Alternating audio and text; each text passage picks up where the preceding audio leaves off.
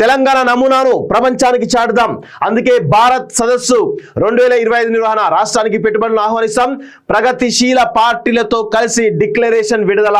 100కు పైగా దేశాల నుంచి 400కు పైగా ప్రతినిధులు. డిప్యూటీ సీఎం బట్టి విక్రమార్క నేడు నోవాటెల్లో సదస్సు ప్రారంభం అంటూ చూస్తా ఉన్నాం. సో భారత్ సమ్మిట్ దానికి 100 దేశాల నుంచి దాదాపు 450 మంది ప్రతినిధులు రాబోతున్నారు. అంటే రాబోయే నెలంతా కూడా ఈరోజు ప్రపంచ దృష్టిని హైదరాబాద్ ఆకర్షించబోతుంది. సో ఇటు భారత్ సమ్మిట్ 2025తో పాటు వరల్డ్ అందాల పోటీలు ఏవైతే ఉన్నాయో అందాల పోటీలు కూడా హైదరాబాద్లోనే జరుగుతుండడం మనందరం కూడా చూస్తా ఉన్నాం. సో దానికి సంబంధించి కూడా చాలా పెద్ద ఎత్తున కసరత్తు జరుగుతుంది.